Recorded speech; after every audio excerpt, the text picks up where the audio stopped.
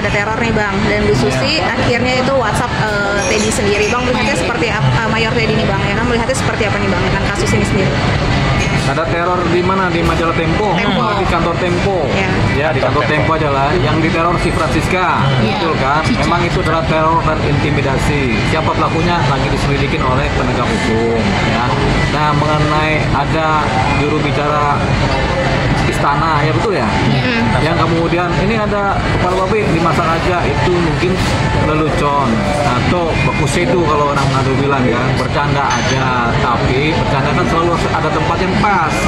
Kalau dia dalam posisi sebagai juru bicara, bercanda seperti itu tidak pas. Tapi konteksnya dia sebenarnya bercanda, mengentengkan masalah supaya orang tidak terlalu menjadi panik. Kan begitu tujuannya sebenarnya kan.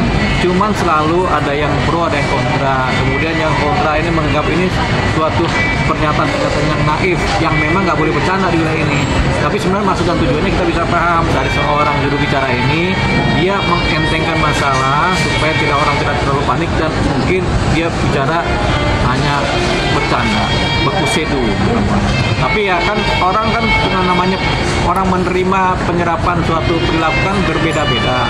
Jadi begini, masalah ini sebenarnya masalah serius. Masalah orang mengirimkan kepala babi, tikus kepada suatu jurnalis, suatu majalah atau suatu kantor jurnalis itu masalah serius. Itu salah satu bentuk ancaman intimidasi, di mana undang-undang pers itu pun melarang, tidak boleh ada intimidasi ancaman, ada ancaman pidananya. Tapi persoalannya kan ini terjadi, berarti kan ada pidana yang terjadi. Makanya penegak hukum kerja, Kapolri perintahkan Mabes Polri bekerja untuk menangkap pelakunya, begitu. Nah, kemudian juru bicara pemerintah bilang begitu tadi kan, udah dimasak aja. Nah ini kan ada orang yang mentoleransi ini. Kalau misalnya kita, misalnya ada dikirim kepala babi, pikiran kita positif-positif aja, weh bagus nih kepala babi, masak aja, begitu kan, disam-sam atau dicerica. Kalau non-muslim, ya kan, apalagi kalau belum jadi bangkai, masih mati biasa, itu masih gak ada darahnya, itu biasa aja. Anggap positifnya, tapi kan ini bukan dalam konteks positifnya, ini adalah dalam konteks ancaman kebebasan pers, sehingga ini harus disikapi secara serius.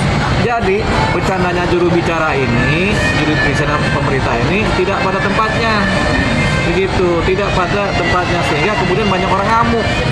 Yang ngamuk bukan cuma orang-orang biasa-biasa saja, di pemerintah juga pasti ada yang ngamuk, di pers banyak yang ngamuk, termasuk yang namanya Ibu siapa? Susi, Puja Susi, katanya sampai WA Mayor Teddy. Sekarang udah bukan Mayor lagi, makanya let's call Teddy, gitu. Udah ketika di WA sumpah serapah disampaikan, ini nggak benar begini bicara, memang nggak benar, karena apa? Bercanda bukan pada tempatnya.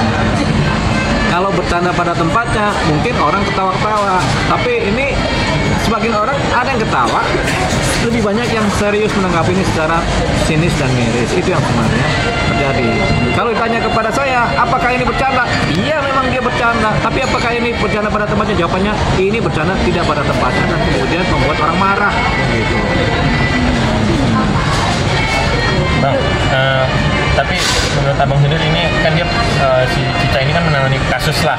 Ini termasuk ada, walaupun kita asas praduga tak bersalah ya, ibaratnya ini ada indikasi ini teror untuk ibaratnya kasus yang dia tangani, dia lagi tulis lah gitu. Ini bukan indikasi, ini sudah pasti teror, begitu. Jadi ini bukan indikasi lagi, tapi sudah pasti teror terhadap jurnalis yang melakukan pekerjaannya, yang melakukan investigasi khusus terhadap suatu persoalan. Nah ini bentuk terornya seperti ini, gitu. Nah ini kemudian akhirnya dianggap serius oleh siapa? Oleh negara. Makanya negara turun tangan. Siapa yang turun tangan? Yaitu Polri menyuruh jajarannya untuk cepat memproses ini. Tempo sendiri akhirnya kan membuat laporan polisi, begitu. Adanya orang mengirim kepala babi, mengirim tikus, ya kan, mati lagi kan. Kalau masih hidup, babi masih hidup, tikus masih hidup, masih mending.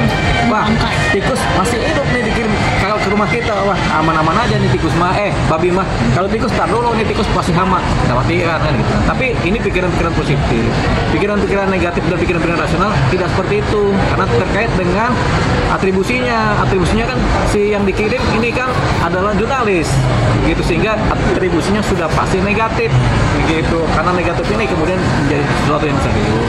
Bang. Bang, kalau misalnya untuk ancaman pidananya sendiri bang, terus kebebasan pers. Barang siapa menghalang-halangi kebebasan pers atau pekerjaan pers atau intimidasi segala macam diancam selama-lamanya. Ada itu Undang-Undang Nomor 40 tahun 1999 kebebasan pers, yaitu ancamannya pidananya 2 tahun maksimal gitu. Atau denda kan begitu. Kalau undang-undang pers kan begitu. Saya aja ini ancaman undang-undang pers ini ancaman hukumannya rendah. Harusnya ditingkatkan jadi 6-7 tahun gitu. Terhadap RUU terhadap undang-undang pers seperti RUU terhadap TNI ada, pers juga harus ada tuh RUU-nya. Ajukanlah teman-teman pers begitu. Berarti harus direvisi gitu bang undang-undangnya. Dia tanya sama Dewan Pers, dia perlu sama PWI, sama setiap organisasi perlu nggak revisi? Kalau saya sih jawabannya perlu. Karena untuk ibaratnya melindungi kita ya bang. Iya, melindungi teman-teman yang nanya. Bang, itu kan pertama kan kepala babi dikirim lewat paket. Yeah. Kalau yang tikus-tikus itu kan dilempar dari belakang. Ini benar-benar ibaratnya kayak terorganisir gitu bang untuk terornya ini bang.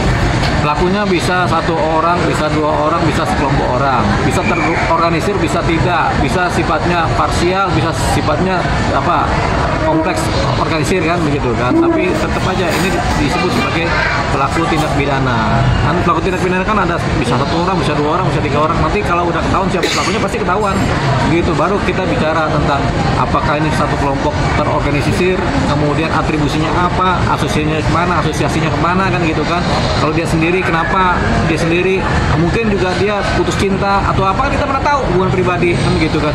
Siapa tahu kita udah ribut-ribut mengenai ancaman pers, kita ini cuma persoalan sakit hati 1 orang dengan 1 orang yang lain kan kita belum tahu itu kan. Tapi sementara kita seberanggapan 67% bahwasanya ini adalah posisi menghalang-halangi kebebasan pers, mengingat yang dilempar adalah kantor Temponya. Kita juga belum tentu bahwasanya si yang bersangkutan marah sama si Siska ini. Bisa jadi nggak marah sama dia, cuma nama dia karena dikenal dia yang dipakai namanya untuk ditujukan pakai. Bisa begitu.